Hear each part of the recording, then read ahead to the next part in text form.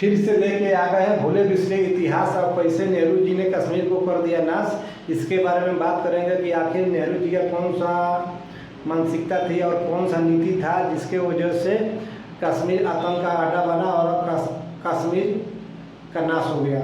तो हम समझते हैं नेहरू जी की गलतियाँ कौन सी थी और वो जानबूझ के ऐसी गलती क्यों किए और उनका क्या मानसिकता रही हुई, इसके बारे में एक विश्लेषण तैयार किए हैं। यह विश्लेषण वीडियो के माध्यम से आप देखिए और इसको आप शेयर कीजिए, कमेंट कीजिए, लाइक कीजिए, सब्सक्राइब कीजिए। चलिए हम बताते हैं कि देश आज़ाद होने से थोड़ा पीछे चलेंगे और पीछे से फिर स्टार्ट करेंगे कि आखिर क्या नीति रहा और किस वजह से कश्मीर आतंक का अड्डा बना और नेहरू जी ऐसा क्यों किए।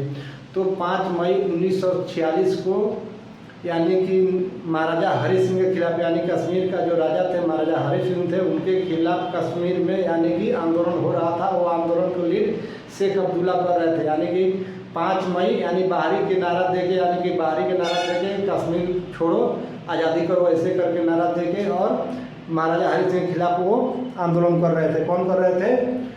शेख अब्दुल्ला। और उनको सपोर्ट करने के लिए जवाहरलाल नेहरू ने 5 मई 1947 को ही जा रहे थे कश्मीर में, लेकिन बीच रास्ते में ही उनको पकड़ के गिरफ्तार कर लिया गया और जेल में डाल दिया गया। किसके द्वारा? महाराजा हरि सिंह के द्वारा। इस खुंदक को लेके जब देश आज़ाद हो गया तो इसका बदला लेने के लिए सभी जो जाल रचे नेहरू जी ने, सारा जाल रचा हुआ नेहरू जी का है और इसी का बदला लेने के लिए ऐसा कार्य किए और उनके वजह से आतंक का अड्डा कश्मीर बन गया और उनके वजह से ही ना जाने कितने लाखों हिंदू का कत्लेआम हुआ कश्मीर में। हजारों हमारे सेना शहीद हुए कश्मीर में। सिर्फ नेहरू की गलती है और कांग्रेस की गलती की वजह से ही कश्मीर आतंक का अड्डा बना हुआ है। तो आइए हम समझते हैं कि आखिर कौन कौन सी गलतियाँ थी जो कि कश्मीर आतंक का अड्डा बना और कैसे बना। तो जब देश आज़ाद हो गया, देश आज़ाद होने से पहले अंग्रेज जब जा रहे थे, देश आज़ाद करके भारत को आज़ाद करके जा रहे थे, तो उन्होंने बहुत बड़ी चाल चली अंग्रेजों ने। और उनका एक ही नीति था कि फूट डालो राज करो वाला नीति की वजह से ही 250 वर्षों भारत पे राज किए थे कौन? अंग्रेजों ने। और उसी नीति को लागू करके वो जाना चाह रहे थे देश आज़ाद करके, यानी कि हम तो जा रहे हैं देश आज़ाद करके जा रहे हैं, भारत को आज़ाद करके जा रहे हैं, लेकिन ऐसे इनको हम वो फूट डाल दें कि ताकि पूरे जीवन काल में लड़ते रहेंगे और मरते रहेंगे, आपस में ही लड़ते मरते रहेंगे। तो उस समय जब देश आज़ाद हुआ उस समय 565 भारत में रियासतें थी। तो 565 रियासतों को इन्होंने भड़का दिया था कि अब देश आज़ाद हो रहा है, आप अपना फ्रीडम यानी कि स्वतंत्र आप स्टेट की मांग कीजिएगा, खुद को अपना अलग स्टेट की मांग कीजिएगा। यानी कि 565 रियासतें था, तो यानी अंग्रेज के हिसाब से 565 राज होते, यानी कि देश होते, उनके अपने अलग अलग देश होते, यानी जितने रियासतें थे उतने अलग अलग देश की मांग करते। और इससे क्या होता कि देश आज़ाद हो जाता, उसके बाद में वो मांग करता तो क्या होता? गृह युद्ध होता। और गृह युद्ध होता 565 राजा ने मांग करता और फिर जनता में, राजा में, और फिर क्या है कि भारतीय सेना में युद्ध होता तो बहुत सारे कत्लेआम होता, लाखों करोड़ों कत्लेआम होता। लेकिन राजा भी इससे खूब वाकिफ थे और समझ रहे थे कि अंग्रेज क्या चाह रहा है। तो 565 राजा में जो 562 ऐसे राजा थे कि तुरंत भारत आज़ाद होने के बाद में भारत में विलय कर लिए। लेकिन 3 राजा ऐसे थे और 3 निजाम ऐसे थे कि जो और विलय करने से मना कर दिए। वो कौन कौन से थे? हैदराबाद का जो अली उस्मान खान थे वो भारत में विलय करने से मना कर दिए और वो अंग्रेजों की बातों में आ गए। वो बोले या तो मैं पाकिस्तान के साथ जाऊँगा और नहीं तो खुद को मैं स्वतंत्र रहूँगा। वैसा ही यानी गुजरात जूनागढ़ का जो रियासत था, जो मोहम्मद महावत खान था, वो भी ऐसा ही डिमांड किया कि हम भारत में विलय नहीं करेंगे, हम पाकिस्तान में विलय करेंगे। लेकिन वहाँ के जो डेमोग्राफी था, जो डेमोग्राफी अलग था, क्योंकि वहाँ जो बहुसंख्यक थे हिंदू थे और हिंदू जब निजाम के खिलाफ अपना आवाज़ बुलंद किए तो निजाम डर के भाग गया। कहाँ? पाकिस्तान भाग गया। तो वो भाग गया तो वो तो भारत में ऐसे विलय हो गया। रह गया कौन सा? रह गया हैदराबाद रह गया। हैदराबाद को 2-3 प्रस्ताव भेजे सरदार वल्लभ भाई पटेल ने, प्रस्ताव भेजा, नहीं प्रस्ताव को ठुकरा दिया, बोला कि हम पाकिस्तान में विलय करेंगे, नहीं तो हम खुद को स्वतंत्र रहेंगे। उसके बाद पटेल जी के द्वारा ऑपरेशन पोलो छेड़ दिया गया। ऑपरेशन पोलो के द्वारा पूरे यानी हैदराबाद में भारतीय सेना ने कब्जा कर लिया और लड़ाई हुआ। उसमें भारतीय सेना में हमारे 3000 सैनिक शहीद हुए और पूरे हैदराबाद को कब्जा कर लिए और भारत में विलय कर लिए। उसके बाद में ये 2 जो रियासतें था वो यानी पटेल जी को हिस्से में मिला था इसका समस्या का समाधान करने के लिए, विलय करने के लिए। लेकिन कश्मीर का जो समस्या का समाधान करना था ये नेहरू ने अपने हिस्से में ले लिया कि हम कश्मीर का समस्या का समाधान करेंगे और आप ये 2 रियासतें तो था जो जूनागढ़ और हैदराबाद, इसका समाधान कीजिए। अब नेहरू इसलिए कश्मीर का अपने हिस्से में ले लिए समाधान करने के लिए ताकि नेहरू जी को ये पुराने जो बदला था, जो इनके रिश्ते खराब थे या जो इनका जो गिरफ्तार किए थे राजा हरि सिंह, वो बदला लेने के लिए ये अपने हिस्सा में कश्मीर ले लिए। और वो आपस के यानी कि पर्सनल रिश्ते खराब थे या पर्सनल रिश्ते का बदला लेने के लिए ऐसे कश्मीर को बना दे कि ना जाने कितने हिंदू को वहाँ कत्लेआम हुआ। कश्मीर में हिंदू पंडितों को लाखों कत्लेआम 1990 में हुआ, उनको भगाया गया। ये सिर्फ इसका जिम्मेदार नेहरू जी ही थे और कांग्रेस गवर्नमेंट थी, जो जिसके वजह से कश्मीर आतंक का अड्डा बना। अब नेहरू जी तो अपने हिस्से में ले लिए लेकिन कोई प्रस्ताव नहीं भेजे महाराजा हरि सिंह को और पूरा शांत हो गए। नेहरू जी को ये पता था कि यहाँ पाकिस्तान वाले हमला करेंगे और नेहरू जी हमारे पास ना करके आएंगे, उसके बाद में हम इनको जन्मोत्सव यानी कि हम विलय करेंगे।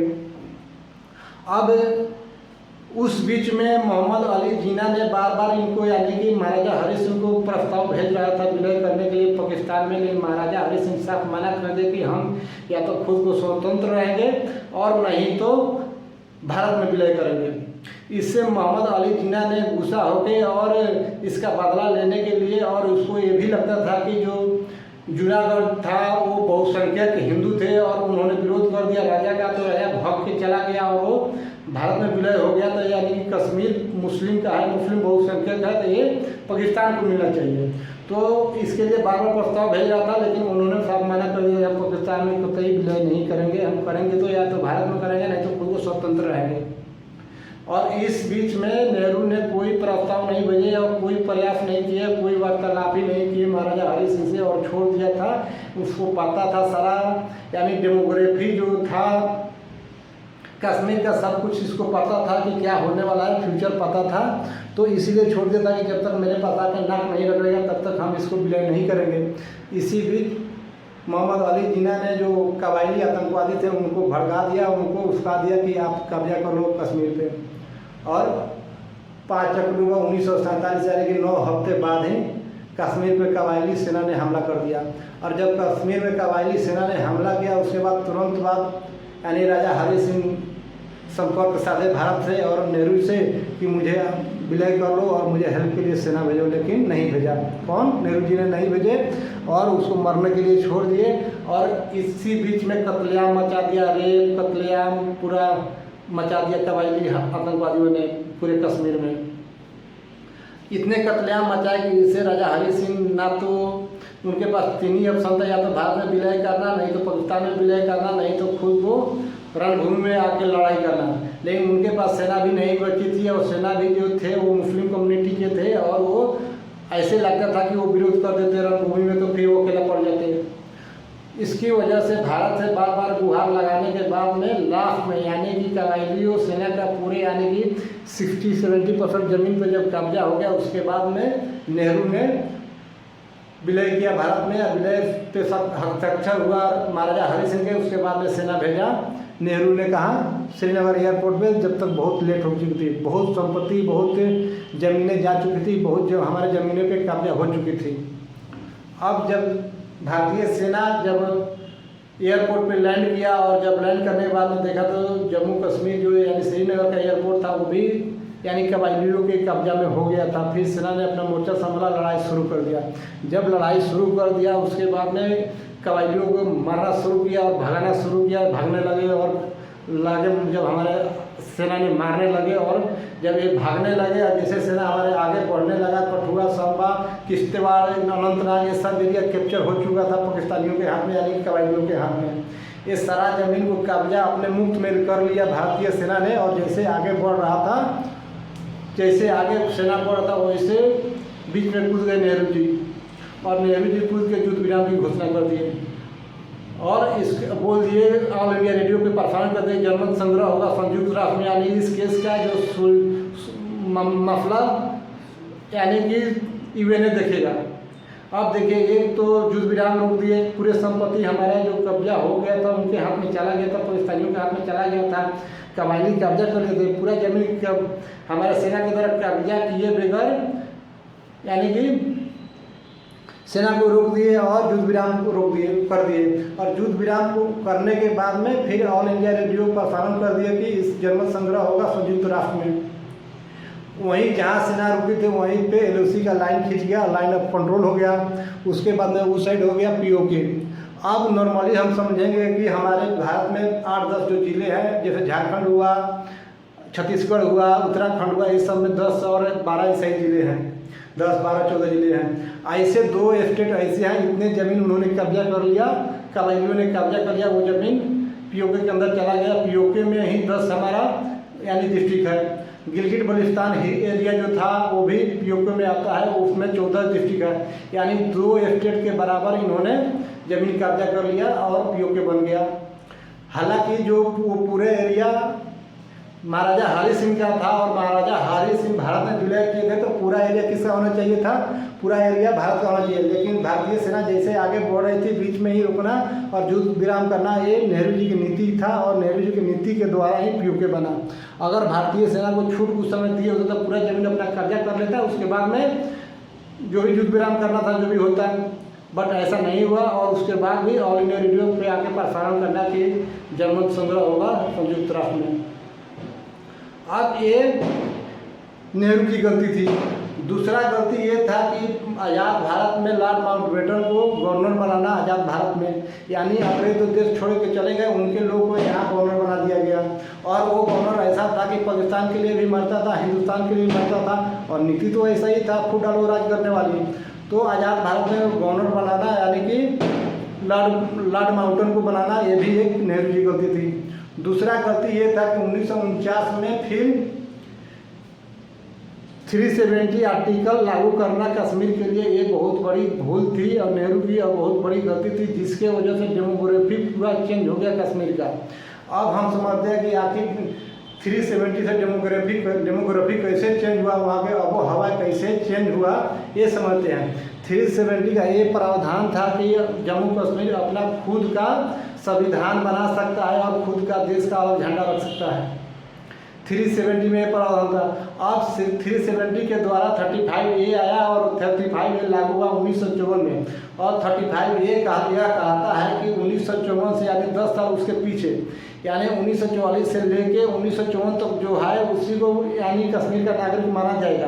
अगर 48 से अगर रह रहा है यानी 1948 से रह रहा है तो उसको नहीं माना जाएगा।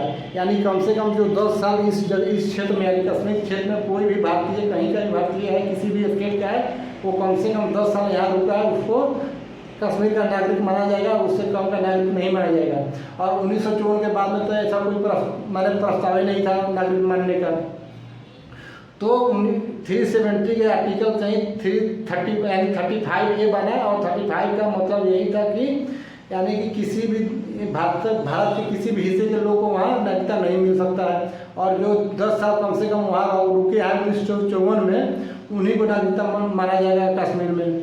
अब इससे क्या हुआ कि भारत के अनेक हिस्सों के लोग वहाँ से रिश्ते टूट गए और वहाँ आना जाना रुकना ख़त्म हो गए। और दूसरा प्रावधान ये था कि अगर किसी भी भारत के किसी भी हिस्से के कोई भी अगर लोग वहाँ उस लड़के यानी कश्मीरी लड़की से शादी करते हैं तो उस कश्मीरी लड़की का वहाँ से नागरिकता खत्म हो जाएगा और जहाँ शादी किया वहाँ चला जाएगा। यानी जैसे दिल्ली और बिहार का कोई लड़का जाता है कश्मीर में, वो शादी कर लेता है कश्मीरी लड़की से, तो उस कश्मीरी लड़की का नागरिकता कश्मीर में ख़त्म हो जाएगा, उसको नागरिकता बिहार में मिल जाएगा, बिहार में रहेगा लेकिन कश्मीर में नहीं रह सकती है। ऐसा प्रावधान था 35A में। और दूसरा उसमें और प्रावधान था कि जो पाकिस्तान के कोई भी लड़का अगर लड़की शादी करता है कश्मीर में, उसको कश्मीर में नागरिकता मान ली जाएगी, उसको नागरिकता मिल जाएगी। तो इससे क्या हुआ कि भारत से संबंध था वो टूटते गया और पाकिस्तान से इसका संबंध जुड़ते गया। और विगत 70 वर्षों में पाकिस्तानियों ने बहुत सारे शादी किए कश्मीर में, यानी उनके आधे रिश्ते कश्मीर में हुए और शादी किए और इधर ही आके बस गए। बसने की वजह से क्या हो गया, डेमोग्राफी चेंज होते गया, यानी कन्वर्जन होते गया इनका। जो लोग यहाँ भारत के हैं उसमें 2-4% ऐसे हैं कि यानी पाकिस्तान के लिए मरते हैं, पाकिस्तान के झंडा धोते हैं, और जो 100% पाकिस्तानी आके यहाँ बस गए वो क्या भारत के लिए मरेंगे? इसीलिए अनेकों बार देखा गया है कि भारतीय झंडा को बार बार वहाँ अपमान करते हुए और सेना का अपमान करते हुए, इसीलिए यानी वहाँ के पूरा डेमोग्राफी चेंज हो गया और वो पूरा पाकिस्तानी लोग आके वहाँ बस गया और 10-10 बच्चे पैदा करके पूरा यानी कश्मीर का डेमोग्राफी ही चेंज कर दिया। ये 370 और 35 ए यानी नेहरू जी के द्वारा पास किया हुआ ये प्रावधान था, यानी आर्टिकल था, और इसके वजह से पूरा यानी कश्मीर का डेमोग्राफी चेंज हुआ, और डेमोग्राफी चेंज होते ही पूरे कश्मीर में कत्लेआम मच गया। 1990 में लाखों पंडितों को काट मार के भगाया गया, उनके बेटी बहनों के साथ रेप किया गया।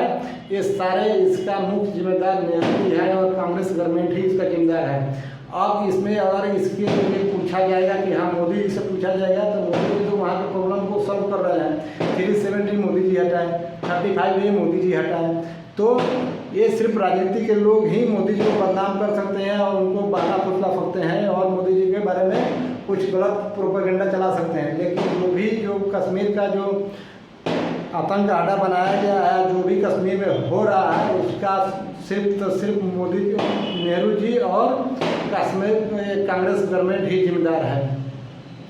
अब हमने समझा कि आखिर कश्मीर का कैसे डेमोग्राफी चेंज हुआ और कैसे वहाँ का आबो हवाई चेंज हुआ 370 के द्वारा और 35 ए के द्वारा, और 35 ए के द्वारा पूरा पाकिस्तानियों का वहाँ कब्जा हो गया। इसीलिए वो जब भी कुछ होता है तो पाकिस्तानी के ही मैंने पाकिस्तानी हित में ही बात करते हैं। वहाँ के लमसम 50% लोग तो पाकिस्तानी ही हो गए, पाकिस्तानी हैं। ये पूर्ण रूप से कांग्रेस की भूल थी या उनकी मानसिकता थी या उनका ये गलती थी, आप जो भी माने। यानी इस वीडियो को आप देखिएगा तो पूरा सोचिएगा, समझिए कि क्या कांग्रेस गवर्नमेंट ने कैसी बड़ी समस्या पैदा कर दिया, और इस समस्या की वजह से हमारे लाखों हिंदू भाई और ना जाने कितने हजार हमारे सैनिक शहीद हुए, और आज भी नासूर बना हुआ है कश्मीर का मुद्दा। अब आप सोचिए, समझिए, विचार कीजिए, और विचार करके इस वीडियो को लाइक कीजिए, शेयर कीजिए, कमेंट कीजिए। अगर कुछ बोलते कुछ फलों में कुछ मेरे से गलती हो गया तो इसे माफ़ कीजिएगा, और ऐसा कुछ गलती हो गया तो कमेंट के द्वारा बताइएगा, हम जरूर उसका समाधान करेंगे। जय हिंद, जय भारत।